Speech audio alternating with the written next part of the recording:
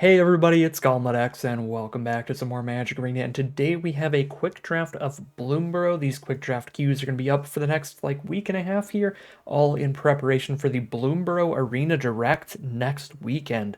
So that's going to be pretty sweet. There is going to be a way to potentially win Bloomburrow booster boxes, paper physical booster boxes shipped to your home by playing Bloomburrow sealed on Arena. So we're going to hop into these quick drafts for a few videos here before the Arena Direct and get a little more practice in the format and try to remember all of the sweet stuff going on in this set. So without further ado, let's finally get into our pack 1 pick 1 here, which is an insanely good pack. We have premium removal spells like Banishing Light and Nocturnal Hunger.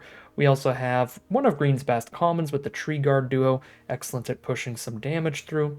We have some really good uncommons for their respective archetypes. The frog decks love the 3-tree scribe because you're really good at flickering your creatures, blinking them, putting them back on the battlefield, or putting them back to your hand and then putting them back on the battlefield. The Heartfire hero for those aggressive mouse decks. And then there's also the Jackdaw Savior here, a very solid rare for a blue-white Flyers deck, which in this format is blue-white birds. But what's really nice about the Jackdaw Savior is it doesn't specifically specify you need Flyers, or it doesn't specify you need birds to work with this card. So it actually works well in black-white bats or blue-white birds, and in literally any deck, it still triggers when it dies. So as long as you have a 2-drop in your graveyard, then when this flyer dies, you get something else back. So I think this is a perfectly solid rare, and I'm just going to roll with that, but I think the removal spells, as well as these sweet uncommons, would also be pretty fair picks. If there's an archetype that you are much better at, you can lean towards those cards, but I'm just going to go for the Jackdaw Savior. I think just by a tiny bit, it has the edge in raw power level there. All right, well, pick 2 is a much clearer pick here. I think there is one of these cards that stands well and above the power level of the rest, and that is the Manifold Mouse. You've probably played against this a lot in Standard if you play any Standard, and a lot of that is going to be just playing it turn 2 after a Heartfire hero and getting those huge double strike attacks in. But in draft, you're pretty much always going to want to offspring this thing and then get double strike and trample every turn, get 2 bodies off of 1 card. And in some decks, if you do manage to get multiple copies of Heartfire Hero, you do have that flexibility of just slamming it down turn 2 as well. So really, really strong card in draft and definitely the pick. The other nice thing here is that we can head towards red-white mice and we still get to play our pack 1 pick 1, although it will be certainly a bit weaker in that archetype than it would be in blue-white or white-black. So really happy with Manifold Mouse here. The next best card is probably Burrowguard Mentor, but that is pretty restrictive, putting us in green-white rabbits, which I guess Manifold Mouse is also pretty restrictive, but it is by far a much stronger card. So we'll go ahead and take the Manifold Mouse here. For pick 3, we can go ahead and grab White's premium common removal spell, the Banishing Light, to go well in our potential red-white mice deck we'd really like to be in. Some other reasonably strong cards here, but nothing else that can keep us in Boros. We have the Glide Dive duo, excellent in bats and lizards, and really just any black deck. This would be really nice if we were trying to go for black-white bats. Playful Shove is interesting. I think on raw power level it's pretty weak, but it's kind of cute in red-white mice decks because you have Valiant abilities that trigger every time you target one of your creatures. So if you have any 2 toughness cards with a really good Valiant ability, you can shoot your own card and then draw a card off of this to trigger that Valiant effect. So it gets some gained flexibility in this specific color pair. So this is pretty much the only color pair I would play it in, but even then I don't think it's a massively high pick. But an interesting card to mention. It's probably the second best behind Glide Dive Duo, because I just don't think this pack is that powerful.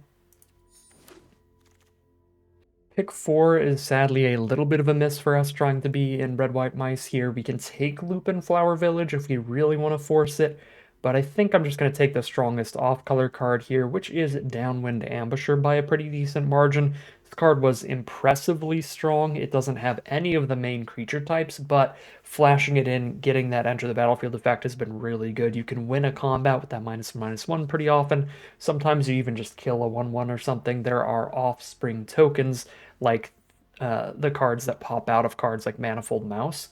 Those are all 1/1s. You can kill those with this. and you can also finish off a bigger creature. So the flexibility of this card was just always really, really impressive. So Downwind Ambusher was always a pretty high performer. The other two best cards are also off color. We can take like Tree Guard Duo here towards Green-White Rabbits, or Moonstone Harbinger towards Black-White Bats, but I just think Ambusher is the strongest card by a lot. And now pick 5. Unfortunately, we're getting past like a 0 mice, so we're probably going to continue down the black direction off of this Downwind Ambusher and go ahead and take that Glide Dive Duo for the top of our curve in our Black-White Bat stack. A little sad about it. There is an okay Crumb and Get It. Again, if we really wanted to force mice, we could have taken Lupin Flower Village into Crumb and Get It, but I think those are both significantly weaker than Downwind Ambusher and now Glide Dive Duo. So we'll do that. Continue down the black direction here. I could still be super speculative here early enough in the draft and take like an Overprotect for a really good combat trick, but I think I'd like just a second black card to go with the Ambusher, and Glide Dive is about as good as Overprotect. Simple pick 6, once again, Crumb and Get It and Glide Dive Duo are the options, so we'll grab our second Glide Dive Duo. Pick 7 is a tiny bit interesting here, because I do like taking Head of the Homesteads really highly during pack 1. The card is very flexible, it's super powerful in a Rabbids deck, and still decent in any other green or white deck, thanks to its hybrid mana cost.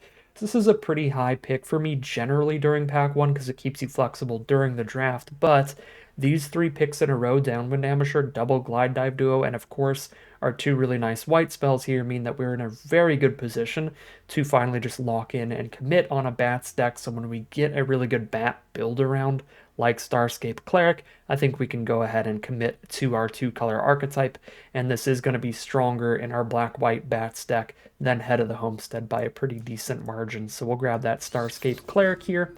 And now we are pretty locked in, so we want to go ahead and draft a bunch of bats, as well as a bunch of synergy pieces. So cards that gain us life or lose us life during our turns are the kind of cards that trigger most bat spells.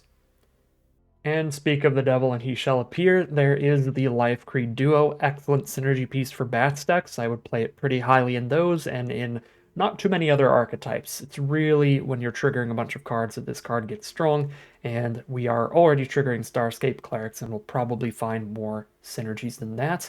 Not only that, we are actually on a really high Flyers count, which helps with the Jackdaw Savior's power level as well, so I like that. And one thing to mention before we scoop this up, Crumb and Get It is a perfectly solid combat trick. I'm always happy to have 1 or 2 copies of these in almost any white deck that I have, and I just want to mention that because I don't feel like it's getting its proper mention during this draft, because I just keep passing them, and I'm going to continue to do so.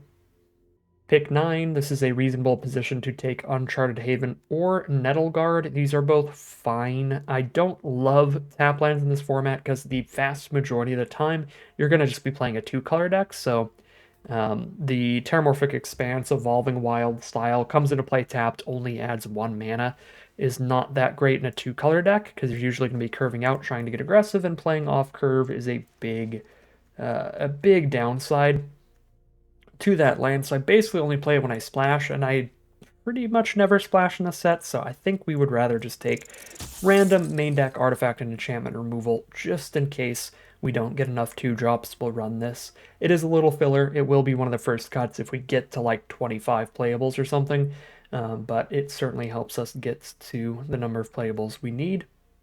And if we happen to open anything up that is just insanely powerful, we can grab some random 3-tree mascots, but those are just going to be instant cuts like the Ravine Raider here.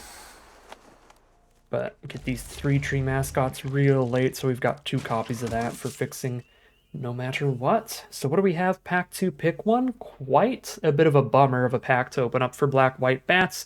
We get a single Life Creed Duo here and then nothing else. I mean, we might wheel in a Gateblade Assassin, but as the only black common in the pack, probably not. I think most decks would take that over Persistent Marshstalker as well, because this is basically only good in blue-black rats. So if any of the bots are drafting black, they're probably just taking the Assassin. I mean, I guess the Squirrel player can take the Corpseberry Cultivator, but really no power here for a pick 1. So a little sad about that one, but here pick 2 makes up for it a little bit with a Banishing Light. Although, again, we're not going to wheel anything good here, so that's a little tragic. Brambleguard Captain's very strong with our Manifold Mouse, but we're pretty committed to our black-white Bats deck now. Pick 3, Moonrise Cleric, another good little flyer that triggers our life gain cards, so some nice synergy there. For any bats we managed to pick up, and it works well with Jackdaw Savior as well. Ruthless Negotiation, probably the second best card here. It is just a card advantage / card disadvantage kind of thing, hand disruption against your opponents, which isn't the most insane in this format. It's relatively aggressive, so a lot of cards that affect the board matter more. But if the Moonrise Cleric was not here, we would absolutely just draft and play this. Sorry, Harvestrite Host, this card is really good in rabbit decks, but you do want to be able to pretty consistently trigger this, have 2 rabbits enter the battlefield in 1 turn, and the easiest way to do that is to play green-white rabbits and make 2 rabbit tokens. Any rabbit spells with Offspring work as well, because obviously the Offspring token is also a rabbit, but we're not a rabbits deck, so we'd only have a couple random white commons at most. So I'll just take the Moonrise Cleric. Well, sadly, there is the Intrepid Rabbit, which is one of the best commons in the format. It is a rabbit with the Offspring mechanic as well, so it would have worked with that. Really great uncommon. And I think we just take it here. The Scales of Shale is going to be pretty expensive here. And the Intrepid Rabbit is really good at flooding the board and getting some extra chip damage in, so a little sad to see that right after the Harvestrite Host. If we end up with like 3 copies of Intrepid Rabbit, Harvestrite Host might actually play better than Moonrise Cleric in the deck, but that felt decently unlikely about halfway through the draft, but we'll see. We've got 1 Intrepid Rabbit now. Pick 5, we have a Fountain Port Bell. This is incredibly similar to that land that we chose not to take. Where it's basically a tap land of whatever color you need. You just put it on top and then you immediately draw it if you need to with that sack ability. The thing that actually makes this, I think, a tiny bit better than that tap land is if you top deck this late in the game, so obviously you just run this over your 17th land. If you top deck this late in the game, you can choose not to put a basic land on top of your deck. So it makes it kind of like it's that tap land, except it also cycles itself for 2 mana. If you don't need a land, you just spend 2 and draw a card. So I think we'll play this over our 17th land and be perfectly fine with it. Whereas we wouldn't with the tap land. Pick 6 now, we have a Sinister Monolith, which is really only playable if you have a ton of cards that care about that life drain ability. So right now it's not really worth running in our deck, but it could be by the end of the draft. And I'm certainly not going to play Psychic Whirl, Bark Form Harvester, or Hidden Grotto, so might as well speculate that on that, but I'm going to start it in the sideboard. Pick 7's pretty mediocre. Grab a random combat trick. Pick 8, Sonar Strike is actually sweet in bat decks. 2 mana, 4 damage to an attacking, blocking, or tapped creature. That's already fine filler removal in most limited formats, but if you control a bat, you also gain 3 life, and the times when you would have cards on the board that trigger when you gain life, that's going to be the times when you have a bat on the board. So it gains you the life in the most relevant situations. So pretty happy with Sonar Strike. Over the mouse, pick 9. Dang, I was right about this pack that somebody was going to take the Lizard over the Corpseberry Cultivator or the Marsh Stalker and we'd get nothing back out of it. That's pretty sad, but we'll throw the Cultivator in the side as technically an option. Dire Sight could be okay if you have a million pieces of life gain. So we'll run it for now, although I prefer Ruthless Negotiation to the Dire Sight. Being able to disrupt your opponent's hand is pretty solid. Although, Negotiation is also much better in the self-mill strategies, which are like blue-black and green-black. So maybe Dire Sight's better in bats than Ruthless Negotiation. I think it depends if we get any of the payoffs again for the life gain and life loss. Right now, we're kind of just black-white flyers at this point. We've taken a lot of spells that will be incredibly good if we find cards that trigger whenever we gain life, but currently we only have the Starscape Cleric to actually do that. So right now, we actually don't care that much about gaining or losing life during our turn. So the whole, losing 2 life from the Dire Sight doesn't really trigger any of our cards. But there's some like bat rares and stuff. Whenever you gain or lose life, make a 1/1 flying bat, stuff like that. So it might still be good, but for now, start in the sideboard. All right, pack 3, pick 1 after that massive ramble. It's really just Brightblade Stoat. Very simple, very powerful card. These are some of my favorite cards in Bloomburrow. I love the return to French vanilla magic cards, where it's literally just keyword abilities on some of them. 2 mana, 2/2, first strike, lifelink. Very clean design, very simple design, but still a very powerful card. Happy to take that. There's a red version and a green version that are also quite strong. A big 6 mana, 6/6 flash reach, vigilance trample, and then a 5 mana 5/5 like reach haste trample from red. Love those cards a lot. Speaking of cards I love, pack 3 pick 2 shows us Carrot Cake. Very simple card, but a very solid one. 2 mana to get a 1/1 and scry 1, and then 2 mana, sack it, gain 3, get another 1/1, and scry 1 again. It's just really good at setting up your draws through the first turns of the game. It makes your deck more consistent. Get to run this out, scry into lands or scry away from lands based on what you need, and buys you the time with those little chump blocking rabbits while you do so. So we'll take a Carrot Cake here. One thing I'm pretty bummed about is that at this point, pack 3, pick 3, it's late enough in the draft that it looks like we're really not going to get any of the huge bat synergy cards by the end of the draft. Really the one Starscape Cleric, and otherwise we're just playing black-white flyers and trying to curve out. So that is pretty tragic. Still happy with how I drafted. I think black-white looked to be the most open color pair early in this draft, and so that is where we should have headed here, where we should have ended up. But man, we really did not find any of the huge payoffs for going this particular color pair. At this point in the draft, things are getting simple enough where we're seeing a bunch of cards I've already mentioned, or I've already shown my pick order for, where it's like, yeah, I'll take Carrot Cake over all these other commons that I've already said are just okay. So these things are ending up pretty simple. Another Moonrise Cleric.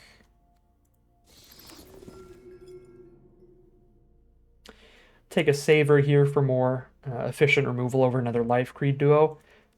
I could see a very rare scenario where I would take duo over a Savior, but it's certainly not this deck, because I just don't care about the life gain triggers, unfortunately. None of the cool payoffs. Alright, at this point, I think we have enough cards. I can play a Ravine Raider, and I can play that Dire Sight to have these 24 non-land cards. Again, swapping Fountain Port Bell out for a land. And this is kind of our whole deck. It's got a good mana curve. It's got good counts on the colors.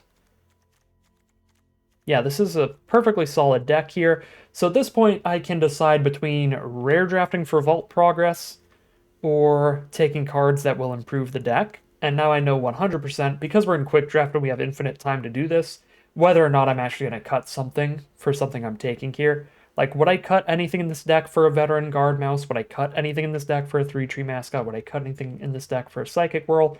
And the answer is no. So I'm just going to rare draft an uncommon. That'll fill up the vault faster, get me some more rare and mythic wild cards. I might cut something for a Starlit Soothsayer. I think I'd rather play one of that than a Ravine Raider in this deck. So we'll throw that in. Pick 9, I already cut one Ravine Raider, so there's one in the sideboard if I want to play it. Let's just grab the Stalking the Pantry. Pick 10, I do not think this is a great Pileated Provisioner deck, because we don't have a ton of creatures without flying to put the counters onto, and I already have 3 pretty good 5-drops, Double Duo and a Starscape Cleric. So, do I take another Dire Sight? I don't think I'm going to run 2 copies of Dire Sight either, though. Creature count's 14 right now. I guess I will play the Pileated Provisioner over like a Mabel's Medal. Cut our weakest non-creature spell to up that creature count. Sure, that seems perfectly fine. Another Soothsayer. We swap anything for that. 1, 2, 3, 4, 5, 6 2-drops. 5. Maybe Daggerfang Duo. We don't care about the self-mill that it provides at all. Still Death Touch, though, which could be relevant, but We've got a ton of life gain in this deck, so we can really consistently surveil with this thing, so that's probably just about as relevant as the Death Touch. We'll get rid of the Daggerfang duo, and that's a deck right there. We just need to make our mana base here, make sure that Arena puts the right numbers of swamps and plains in this deck, and of course cut one of them for a Fountain Port Bell. So we'll just start on a 50-50. And how does that look? 14 white spells, 11 black. This rabbit is a 4-drop. This cleric's a 5-drop. White mana is much earlier than the black mana and more prevalent. No double black spells, no double white spells either, to be fair. I guess there's one Starscape Cleric. We need double black to offspring that. But that's really late in the game. I think I'm going to go 9-7 here in white's favor because, again, the white mana is much more important to have in the opening hand so we can get that ball rolling, get our 2 mana plays out, because every single one of them is white. I guess technically not Saver, but rarely playing that as our 2-drop. Yeah, 9-7 split looks pretty good to me. This would not be an unreasonable spot for just a 50-50 split as well. But we'll go for that 9-7, call it a deck here, hop into the gameplay, and see how it does. Alright, here we are on the draw for game number 1, and we've got a really reasonable opener. Life Creed duo into the Starlit Soothsayer is really going to set up our draws, make sure we can mill every land we see off of those surveils, because we've already got our full 5 lands we need to cast any spell in the deck. Our opponents on green-black squirrels, they've started with a Stalking the Pantry. So every time they're putting +1/+1 counters on their creatures, they are also supplying the pantry with supply counters, and they can remove those supply counters to draw cards later. And there's immediately the Corpseberry Cultivator getting a counter onto the Cultivator and the Stalking the Pantry potentially every turn. So that is quite the wombo combo there, as long as they've got enough to forage in grave, but they're not going to forage here. So exile 3 cards from grave or sack a food. They're exiling nothing. So they probably have Graveyard Recursion, I guess. Or they're waiting for another card that triggers every time they forage. Interesting. So, what do we do here? Do we start surveilling, trying to find a way to clear out the Cultivator? I think we start surveilling towards a Banishing Light here instead of playing the slightly higher power creature. Intrepid Rabbit is not going to do it, but it is a really good curve to slam down the Rabbit next turn. Yeah, we can just outrace them with Flyers if they don't play any reach creatures here. So I'm going to keep Intrepid Rabbit. Intrepid Rabbit also gives me the ground creatures I need to actually get a +1/+1 counter out of the Pileated Provisioner. Pileated? Bushy Bodyguard. So that's why they didn't forage. They wanted to keep the cards to forage with that one time. Get 2 +1/+1 counters out of the forage instead of just 1. Does that mean 2 counters on the pantry? No, just means 1 counter on the pantry still. Ooh, yeah, that's right. The Cultivator does put a counter on it every time they forage, period. The Cultivator itself doesn't have to be the one foraging. Alright. Yeah, this is going to be a difficult game. Our opponent is comboing off over there. But we're curving out as well, and now we've got some chump blockers. Still get to set up our draws here and make sure we're much less likely to flood.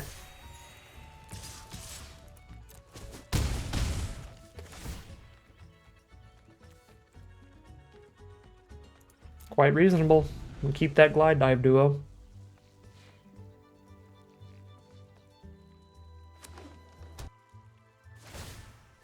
Alright, they're going to start drawing some of those pantry cards. They basically have infinite counters on that thing.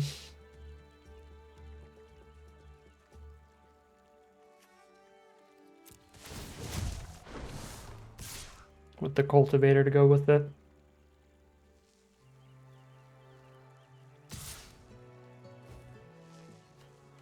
Sure. We'll block the Bushy Bodyguard here. 2 cards in grave. Ooh, Camellia. All their squirrels have Menace. Whenever they sack foods, they get 1/1s, and when they forage, they put a counter on each squirrel they control. Ooh. quite the collection of cards from our opponent, and we have only drawn our Saver still, not our Banishing Light that can actually deal with Camellia, or even our Sonar Strike, in theory. Okay, they're at 14 here. Saver does not kill anything super important. I'll have to double block and then Saver as a combat trick. I think I would rather play the Provisioner then for now. Save the Duo for surprise damage, because this is just as much power as playing the Duo here. And the Provisioner is also kind of a threateningly large blocker. Find a Carrot Cake. Interesting. I think I have good enough spells for the immediate future that I mill that, though. So if I don't draw Banishing Light, I'm just going to want to play these spells. So we're really just milling towards a Banishing Light. We've got 2 copies of that in this deck. Sonar Strike I'd probably keep as well. Although if they can forge enough, if they get a bunch of food tokens or something, they could get this out of reach of a Sonar Strike. And the Share Pot certainly does it. It gives them the food token they need. And if the Share Pot ends up in grave, that's 2 forages, 3 cards in graveyard, plus 1 food token on board. Tray Leader as well. Man, this format is wild. Each of us with our own game plans here, just playing solitaire and seeing who can hit the highest power first. It looks like our opponent, but it's really close. They're at 11 with no flying blockers. They don't have the mana to blow up one of our creatures this turn. There's the Banishing Light we were digging towards, but can I kill them here? 3, 4, 5, 6, 7, 8, 9. 9 is not lethal. It's going to take 2 turns to kill them. Which I think we can do pretty decently, whether or not I play the Glide Dive Duo. If I do play Glide Dive, I gain 1 from Duo, and, sorry, 1 from Life Creed Duo, and 2 from Glide Dive Duo, right?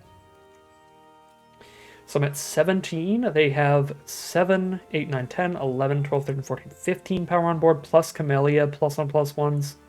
Yeah, no, there's no way I can live if Camellia is still there. I have the Banishing Light. Then they could Share Pot the Banishing Light, but then they won't have the mana to also Camellia multiple times. If they have 1 more land, they could Share Pot the Banishing Light and Camellia once for the counters, which is still concerning,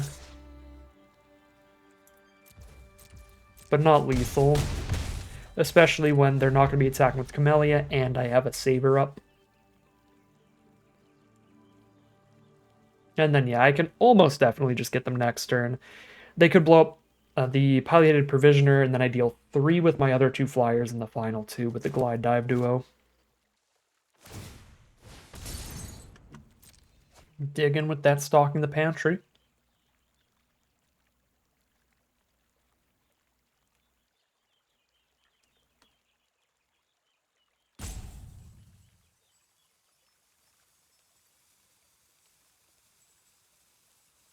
It's interesting because just like 2 mana draw a card is like such a good rate. So the Stocking the Pantry is like really good in their deck, but this game is so fast that it might not even matter that much.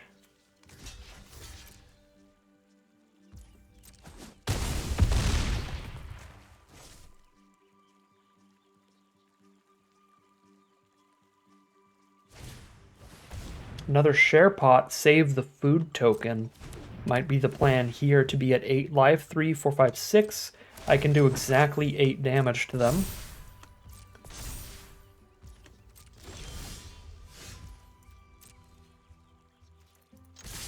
Let's do our exactly 8.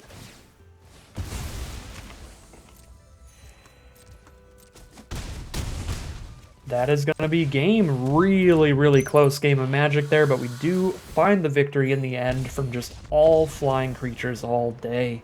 That is 1-0 heading into game 2. Alright, here we are for game number 2. Not a super exciting hand here, but it has both of our colors and a little bit of a curve. Carrot Cake into the Soothsayer. into activating the carrot cake. Playing against a blue-red deck, that is otters in this format, which care about casting a bunch of non-creature spells, like blue-red does in pretty much every format. Start with the Nightroll Hermit. 1/4 Vigilance, and if they reach threshold, so 2/4 Vigilance can't be blocked. I'm going to start with my Savior here to just start with damage, because I don't have a consistent, like, gain 1 every single turn for the Starlit Soothsayer.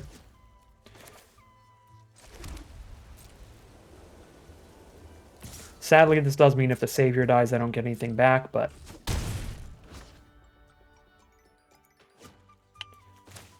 it's going to be a long time before I have creatures engraved to really do that. I just don't have any 2-drops in the hand.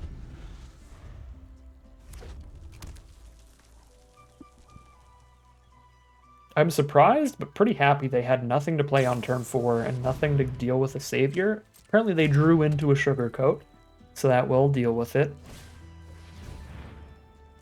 And then there's Blacksmith's Talent. That is really scary when they get that leveled up here, and we don't have that much pressure on them, so they certainly have time to do that. They can get a double striking Nightroll Hermit. That's going to be impossible to get through on the ground. Luckily, I can just do a bunch of attacking in the sky with this deck. But the amount of damage it's going to be dealing to me is still threatening. Great draw here, finding the Glide Dive Duo. Top us off here at 5 mana. They're down to 13. We'll get our Surveil, find a Downwind Ambusher. I'll definitely keep that.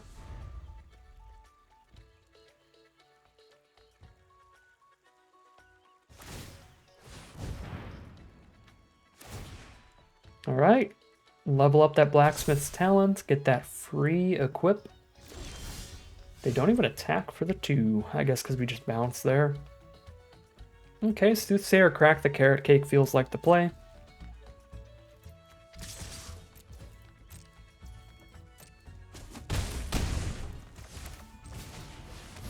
Do this before our end step, so we can Surveil 1 twice.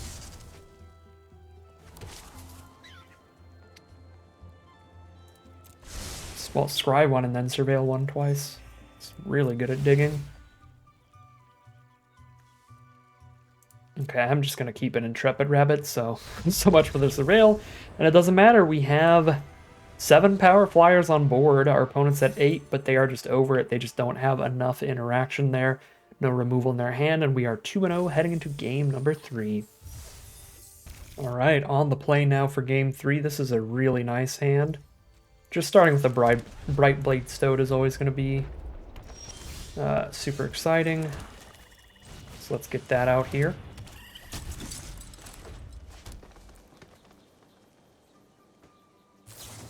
They do have the removal. Take out the trash. Apparently the Stoat is some garbage. I'm trying to get to 5 mana with this hand, so I'm going to Dire Sight here. Towards mana.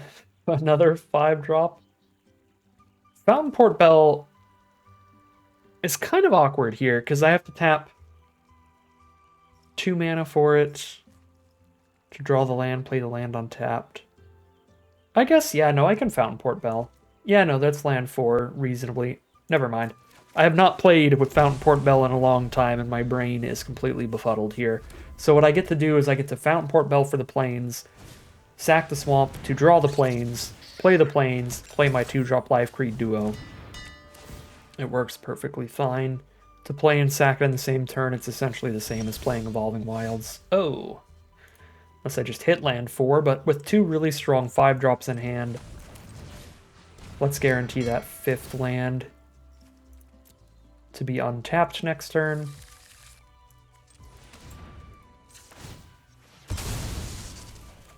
Actually, 3 really strong 5-drops. I completely forgot. Starscape Cleric is also technically a 5-mana play here. Probably Starscape Cleric first.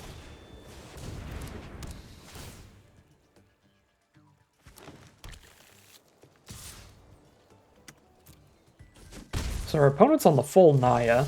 So green, red, raccoons plus white for a splash.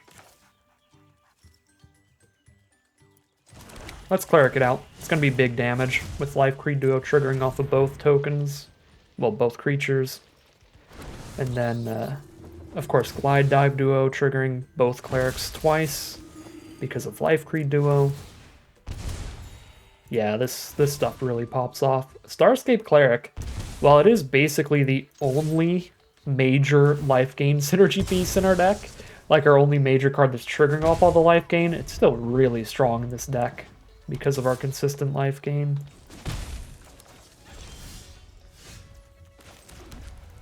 Do this pre-combat, so if they use anything that happens during combat, like the big 6/6 moose or something, we still get all the triggers this turn for maximum damage output. And then they get to use the moose to kill Life Creed Duo, but they go to 6. Yep. Pretty obviously the moose, but this is still definitely the best play. Oh, they killed a Starscape Cleric. Alright. Now all we really need to do is find a Banishing Light to win. Go to 11. Otherwise, I guess I don't win here. If they have like an Overprotect or something. Still have 3 cards in their hand. Yeah, this feels like we're probably losing. I don't really have any play other than trying to kill the moose with a double trick, which is just a nightmare if they have a combat trick. Alright. Seems good. Guess we'll die. Double Galewind Moose definitely wins this matchup. And honestly, yeah, I'm just going to move on to the next game here. Technically, I think I live like one more turn. Because we kill one of the moose there, but then the other one kills us. Alright, here's nothing we draw to get enough damage output to win that. They have 2 food tokens as well on the board. We can't kill them that turn. So if they untap, they're going to gain 6 life. Alright. Game number 4. We are 2-1 right now. Got the Banishing Light in the opener. Pretty sweet if our opponent's on another just massive moose deck. Scavenger's Talent. It is a ton of text. And it is pretty threatening. But I don't remember exactly what it does, so I'm going to look at it while they're thinking of what to play here. Whenever any of their creatures die, they create a food token. Whenever they sacrifice a permanent, somebody mills 2. Oh, right. Yeah, so if the game goes long, we get milled out and definitely lose. Well, I've got a Nettle Guard to deal with that. If I want to just blow it up immediately. They're on black-red. They're on Rakdos here, which is a pretty aggressive color pair with all the lizards. So I'm not so sure this Scavenger's Talent is going to be that much of a problem. Oh, this thing doesn't have flash? Oh, I'm so dumb. I'm so dumb. This is why we're getting some Bloomburrow practice in before the Arena Direct. Sure, a quick draft isn't exactly sealed practice like the Arena Direct is going to be, but it still gets me more familiar with the cards. I'm still in Magic Foundations head mode. I was thinking of the 2-mana 3/1 flash, destroy an artifact or enchantment for 1. That's not that card. Okay, I could Banishing Light the talent, but again, I don't think the talent's going to matter a whole ton till later, and if it does end up mattering a bunch, I have the Nettle Guard. So I'm going to Banishing Light the Spark Shooter, because a 4/4 reach matters a ton for our deck. And we'll negotiate with them.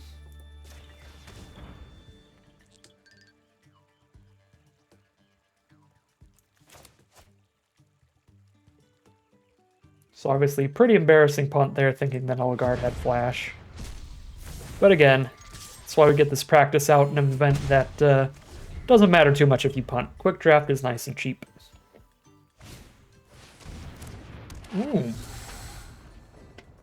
That's an issue. Fireglass Mentor is going to draw them an extra card every turn. They do have to play it the turn they draw it. They pick the mountain. Ooh. Sketchy. Okay, so what does level 3 of this do? Sack 3 other non-land permanents to return a creature from your graveyard to the battlefield with finality counter. Okay. That is pretty threatening.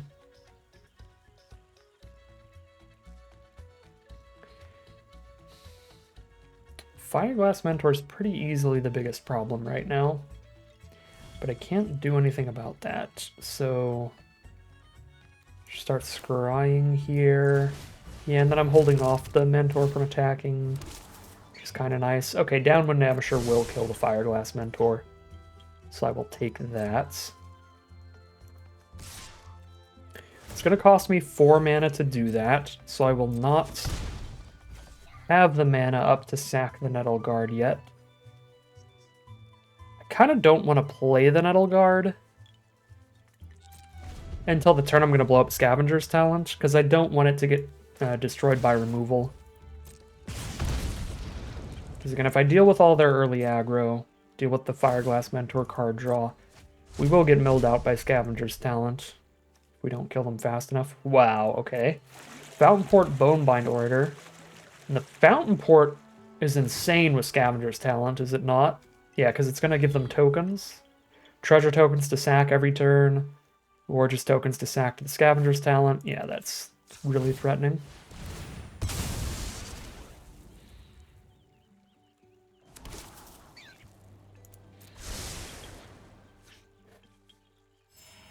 Make a fish token with the Fountain Port to block and kill one of my 1/1s.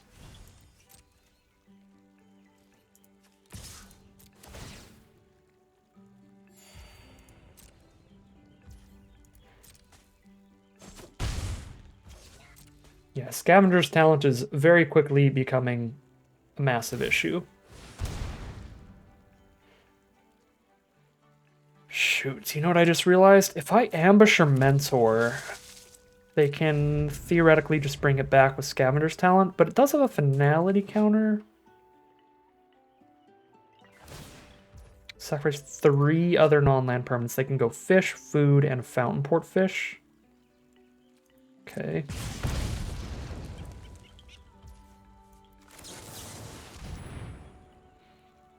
Yeah, maybe I needed to Nettle Guard this turn.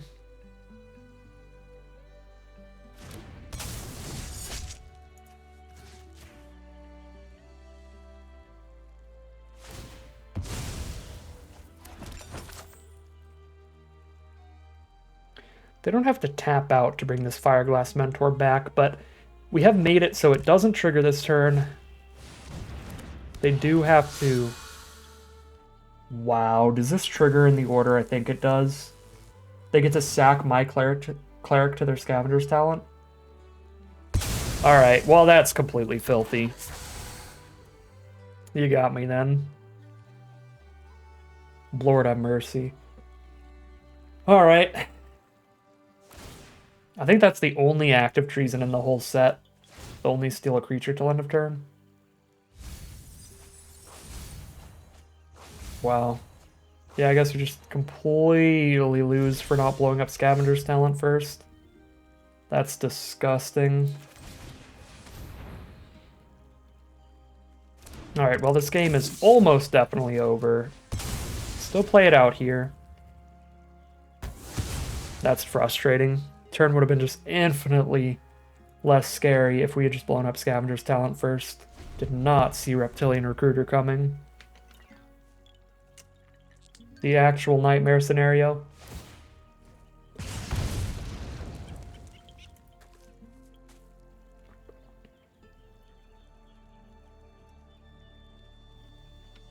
Their deck is really good, by the way.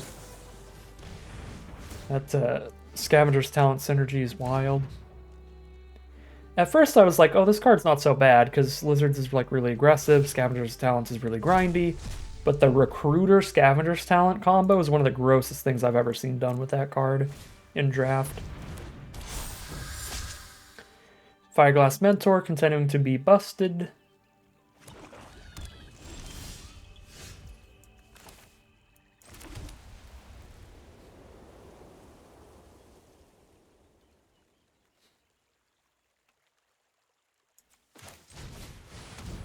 Start getting our flyers down again.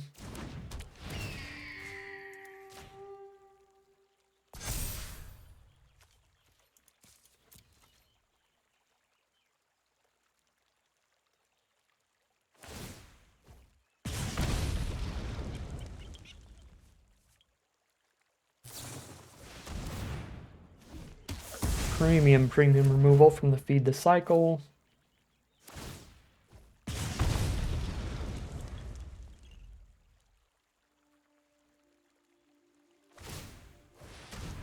Menace in the Cutthroat, you got it. Recruiter's a pretty easy block. Show me the combat trick. No trick. Land off the Mentor. They could mill themselves off the Mentor. That is one concern. It's not a May ability. And I am sort of a life gain deck. Don't have much life gain left in the hand. Okay, Huskburster's a massive issue.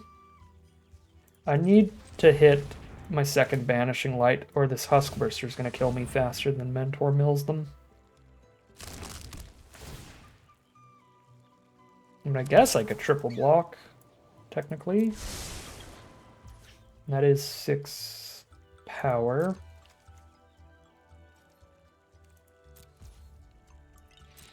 It's going to be hard to stabilize. Going like triple block Huskburster, Saver, Mentor. Would it be easier to stabilize or mill them out here? Because they've got like a Fountain Port as well set up. If I try to just blow all this up, they can just draw Fountain Port cards, make Fountain Port creatures. I feel like it's going to be easier.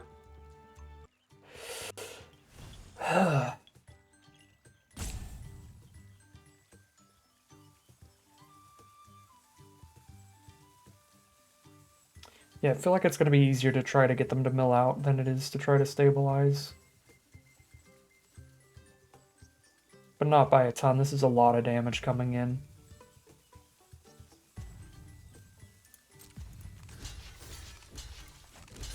Take 6, 7 from the duo. Yeah, this is probably not happening.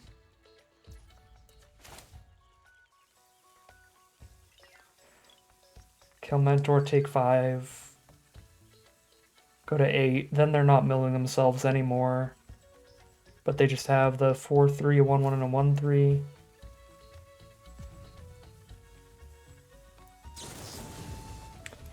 Well, this game was super winnable if we blew up Scavenger's Talent first. That was really the one big, massive error here. The game would have gone dramatically different. But at this point, I will just see if we can get anywhere close to milling them. Because they essentially draw 3 a turn. So I only need to survive like 3 turns. Which is way easier said than done.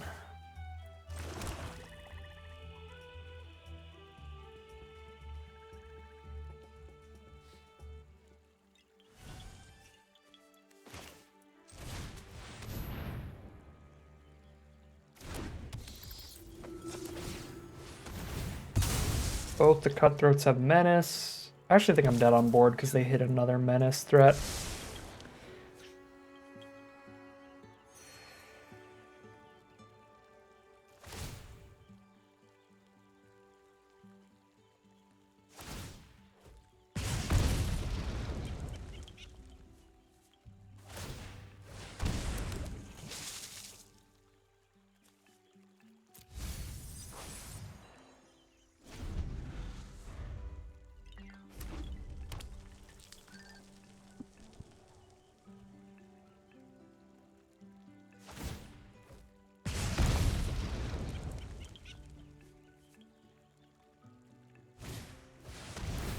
Starforged Sword? Alright. That's a way to kill me. That's an embarrassing way to die. But that is what I get for my incorrect threat assessment of Scavenger's Talent. Card is broken. Kill Scavenger's Talent every time.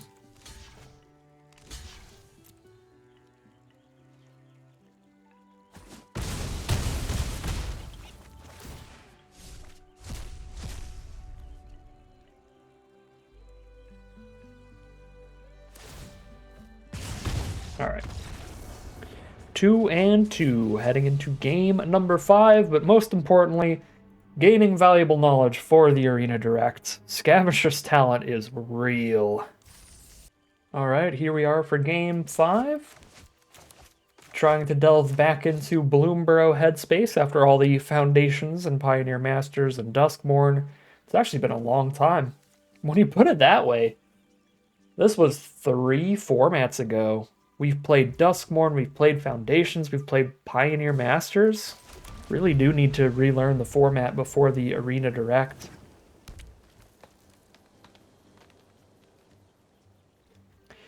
I'm really happy with this deck. I think this was the best color pair to end up in during the draft, but again, the cards themselves getting into the gameplay, I am forgetting some key things. The 2-mana 3/1 that blows up an artifact or enchantment does not have flash in this format, so that is very good to keep in mind in the future. And threat assessment on cards, Scavenger's Talent being such a big deal, is pretty important. I did remember the Galewind Moose being incredible. So the first green opponent that we saw that just had 6 lands on board and like 3 cards in hand and didn't play anything, I was like, yeah, they're going to moose me here, but the attack is still good. Still remembered the moose, so that was pretty nice. But yeah, I have missed a lot here. So Mistbreath Elder, Sunshower Druid is a insane wombo combo. So I'm just going to have to Banishing Light this thing before it gets any bigger. But those two go together like peanut butter and jelly. Actually, another thing important to keep in mind about this set, if you have a hand like this with really powerful 4-drops, and you really need to hit your 4th land ASAP, you can Carrot Cake during your upkeep to scry before you draw, so you don't miss any land drops. I think because we have multiple good 3-mana plays, I am not going to do that. But if you're ever wanting to do that, you do need to manually put a stop on your upkeep, so you can do it before you draw. But here I'm just going to draw and play a 3-drop if I don't hit the 4th land, because I have good 3-drops to play. I'm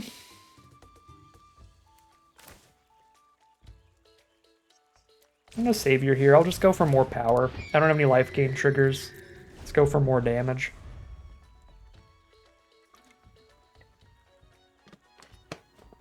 And it'll also be a while before I have a 2-mana creature in my grave.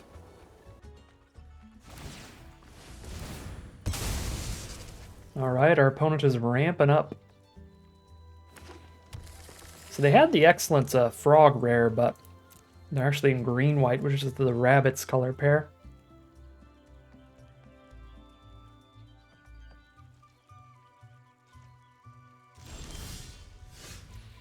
There's the Pileated Provisioner.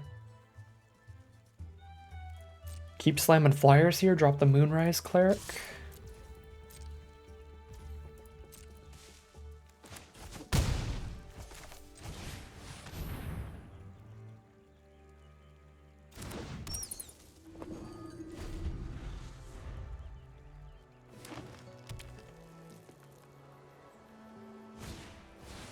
Sticky Tongue Sentinel. That is real good with the Sunshower Druid because they get to pick it up, put the counter on it, and get it out of reach of our flyers here. Get womboed. Ooh, they put it on the Burrow Guard Mentor, though. That is absolutely okay.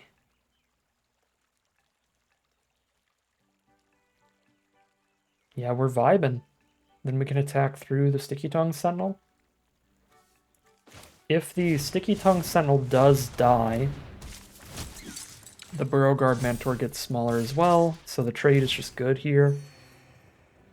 I won't be reanimating anything from grave, but getting the Sentinel out of the way is premium.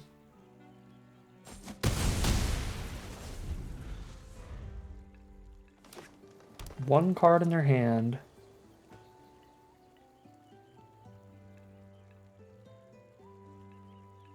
Removal, maybe? Graveyard Recursion, maybe? They're looking at the grave, they're looking at the board. Ooh, it is really good Graveyard Recursion. Peerless Recycling. Pick up 2 of their cards in grave. I don't think the Heaped Harvest is massively valuable for them right now, but it plays really well with the Frog. So, yeah, I suppose that was a decent choice. Well, no, if they're just going to pick up the Sunshower Druid anyway.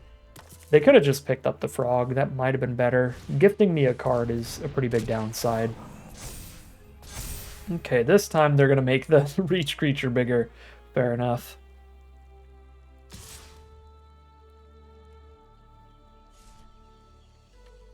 I think we'll just take the Burrow Guard Mentor hit if they attack, because soon enough we can make that smaller by killing their other creatures. Okay. So... Downwind Ambusher still doesn't profitably do anything about the Sticky Tongue Sentinel. So I'm going to wait till I have the Pileated Provisioner out, because then I can attack into the Sticky Tongue Sentinel and kill it without losing a creature. Right now, I could attack into it, my creature would die, but then I blow up the Sticky Tongue Sentinel since it was dealt damage. Much rather have the Sticky Tongue Sentinel become a 3/3 against my 3/4. So we'll play it slow here. Our opponent's playing off the top. We should have some time here where they don't get an insane amount of pressure every turn. Okay, that's...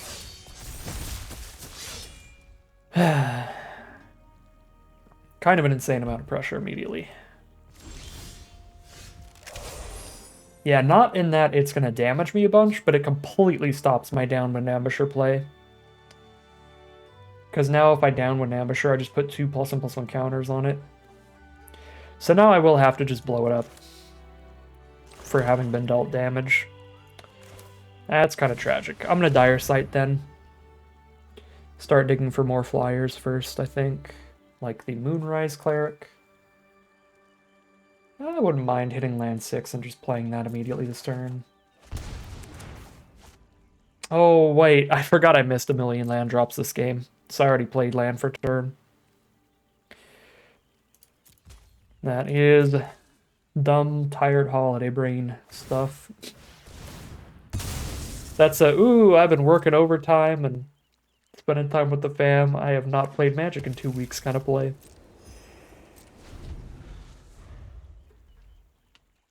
That's not true. I played Magic. Last time I played Magic was for the qualifier play-in. So it's been like 6 days or something. What day is it? No, it's been 1 week. 1 week since I've touched Magic. What on God's green earth did you draw that you're attacking all here? Did they just top deck Rabbit Response? Gonna do us like that?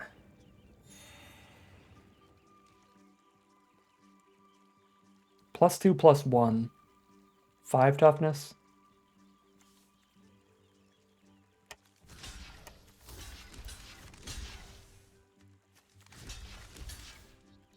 Okay, if this is Rabbit Response, this block's really good. Perfect. Alright. Remembered the format well enough to make a really profitable block here. Probably just end up in the lead after this.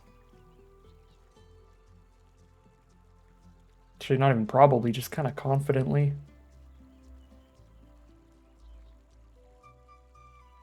May have been worth getting both of the Paw Patch recruits off the board to unlock my Downwind Ambusher. Lose more flyers, but unlocking the ability to use Downwind Ambusher would be pretty big.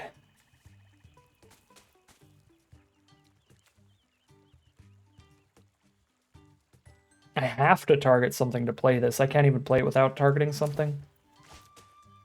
It's kind of rough.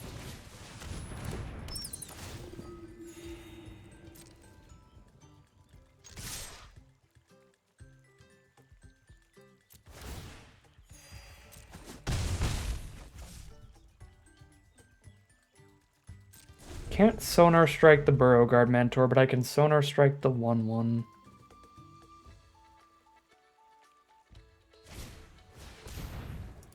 Okay. When their creatures leave without dying, they get +1/+1 counters. Now I really can't Sonar Strike the Beauregard Mentor. But we're drawing real great.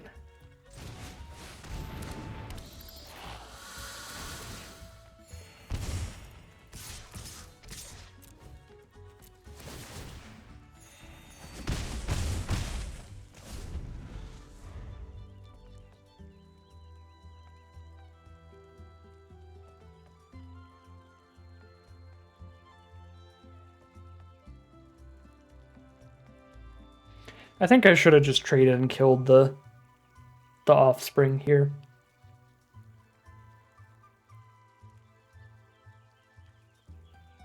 It is easier to say with hindsight because we did draw another targeted removal spell. We drew the Sonar Strike. But I think even with just the Ambusher, 3 for 3 on the draws seems strong. Rabbit response into Scribe into Brawl. On the blind draws. Okay. 4 toughness blocker, plus gain 1. Block, take 1. Yeah, block, take 1, 2, 3, 4. But I'll be at 5. So I have to hold Life Creed Duo, or I'm dead to them top decking a creature and making Beauregard Mentor have 1 more power.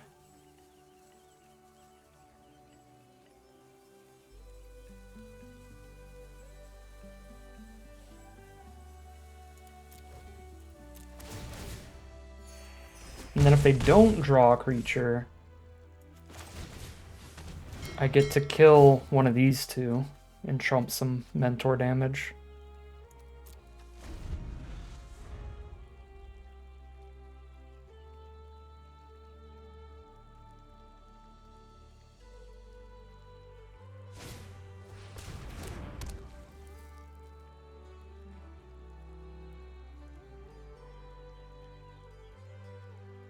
Eight flying power on the board.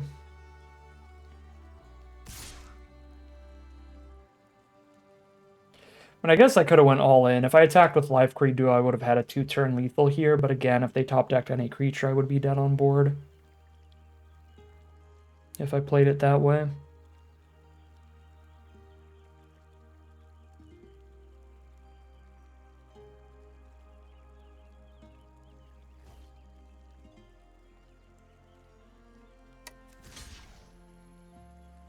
Would I have to block? Go to 2.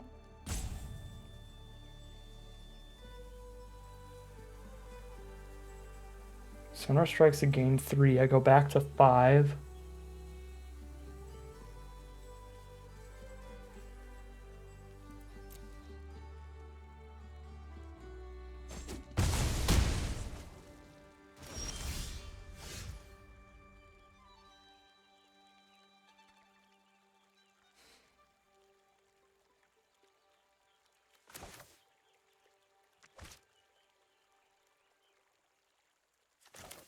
That's actually so insane right now.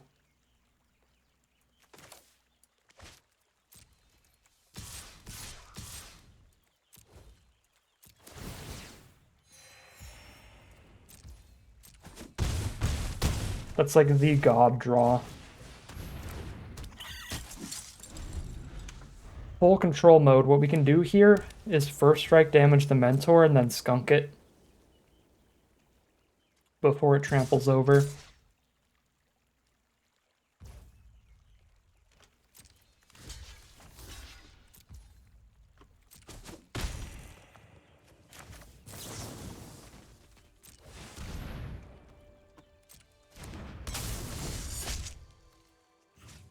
That's so good with the Stoat.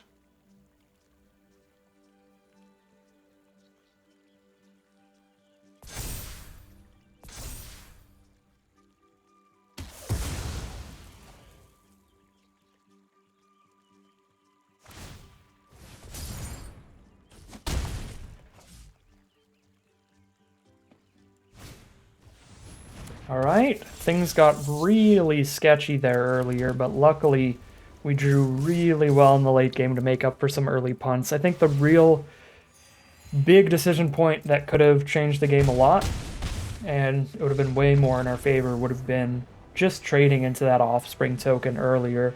Not only do we get to use our target removal and our skunk much earlier that game without worrying about any +1/+1 counters on their board, but we're also killing more of their creatures and making the Burrow Guard Mentor even smaller as well.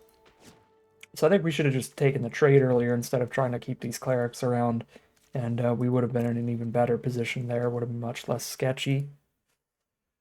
Alright, 3-2 heading into game number 6 now, at least a 50-50 run after that victory.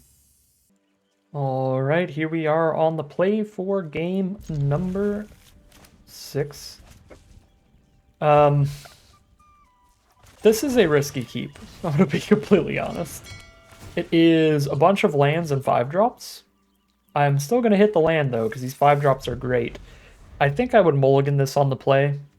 It is a very slow hand for this format, but I am pumped about the way it ends with the double Glide Dive duo. Oh, I do have a 1 black mana sorcery in this deck I forgot about. I should have sacked this during my turn. This is definitely an archetype where we could be punished for our slow keep here, but the draws are solid, Life Creed Duo and an Intrepid Rabbit. But Red-White Mice, one of the most aggressive decks, as Boros is in every format. And there's the short bow to get some extra damage out there and trigger Valiant cards every turn. Really nice. So discard a card, draw a card. Discard another Scribe, looking for bigger threats. Ooh, Vigilance Reach is also kind of infuriating.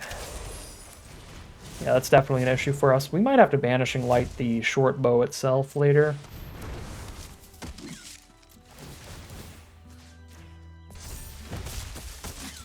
Here we're just going to show off the power of Intrepid Rabbit and get some damage in anyway.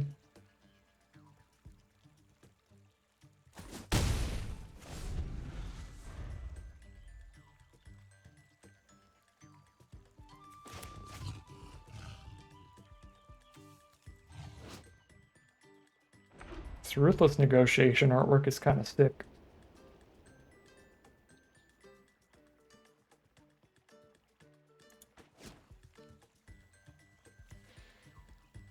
I love the like unique artwork. Alright, Blooming Blast. Shoot my blocker and my face. Pretty nasty.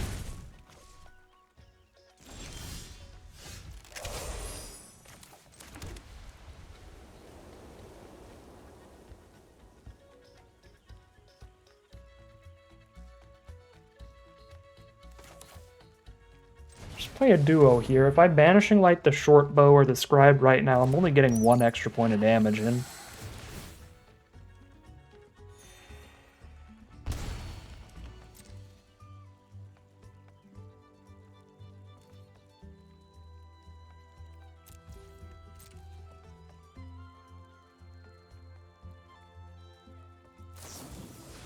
They do have to take out the trash for that flyer.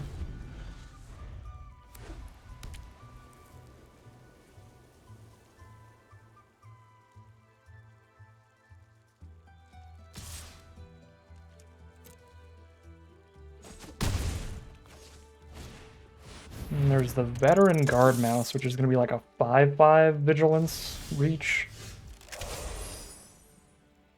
So I have the Banishing Light for the short bow and the Saver for the Scribe. And that is pretty mana efficient.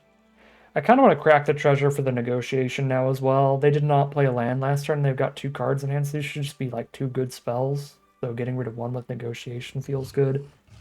I could double Negotiation and empty their hand, and then chump Guard Mouse next turn. You know what? That actually seems kind of legit.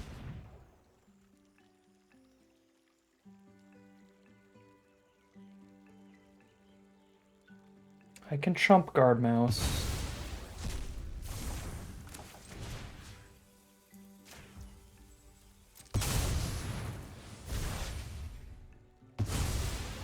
is all removal. Alright, oh, Sonar Strike's a big draw. Okay, they're playing off the top now, and we have all the tools in our hand to counteract what's currently on their board. And then they top deck the biggest Mice Bomb in the whole set. Alright. Well, luckily I have the tools to get rid of that as well. However, well, no I don't. God dang it, man. What the heck? Okay, I was gonna say I do, and then I forgot that Crag Flame exists. So even if I kill Mabel, they keep the Crag Flame. Well, I mean, what are you gonna do? That's magic. We literally negotiated their whole hand away, and then they just drew the strongest card in their whole deck. So we lose. Yeah, I don't think I could have played that out better. That last turn, maybe I could have played the earlier turns out better, but top deck Mabel's top deck Mabel. You got me. 3 and 3 it is. God, I was actually so excited with that negotiation play. I was like, wait, we can just rip their whole hand out of here. I've got all the removal I need to clear their board. I have the chump block next turn. And then Mabel said, what's up? So 3 and 3 we are. I do not think I played that last game particularly poorly. Earlier, there were a lot of punts. I think both of our first losses could have potentially been victories with the right plays. I think the biggest issue was not treating Scavenger's Talent as the must-kill threat that it is. I think because of the way that card works with Chapter 3 or Level 3 or whatever you want to call it, being able to reanimate anything else, you just have to kill Scavenger's Talent before anything else, because if you don't, then the Scavenger's Talent is just going to bring back whatever else you were trying to kill in the first place. So we really should have dealt with Scavenger's Talent before we did anything else in that game, and if we did, we definitely would have had a win there, and we would have been 4 and 2 right now at worst. So that was like the big misplay there. I think this deck was pretty great. I'm pretty happy with how I drafted. I think Bats was definitely the spot to be in this draft pod. I'm a little sad about the polls, the opens here. Outside of our pack one pick one rare, we didn't really get anything exciting in terms of like massive synergy pieces or like really good rares, but this is a very consistent deck here. It's got a good curve, it's got great removals, was a solid color pair to be in, and I think the deck played out really well for just being kind of a consistent deck of mostly commons and uncommons, so really not happy, or not unhappy about the draft building or the deck building process today. There's a lot to be learned and remembered when it comes to gameplay, though, for the future here. So we're definitely going to give it some more quick drafts of Bloomburrow leading up to the Arena Direct to get back into the swing of things here and try to correct some of those errors. So due to a bit of human error, we end up at 3 and 3. This deck probably averages around 5-3. I don't think this is a 7-win averager. We just didn't open anything super exciting here, get past anything super exciting. But I do think it's better than the 3-3 that we gave it, because a lot of the issues here were human error during the gameplay that dragged it down to the average 3-3 run. But that is going to end today's video. As always, I'd like to thank my patrons and YouTube members for their support, as well as you for watching the video. If you enjoyed it and you're interested in seeing some more, you can always like, comment, and subscribe to tell the YouTube algorithm to send you some more in your recommended feed. If you'd like to catch me live, you can check out the Twitch channel in the link in the description below. If you'd like to support the channel directly, you can check out the Patreon link in the description below. And other than that, as always, thank you very much for watching, and I'll see you again soon for some more Magic Arena.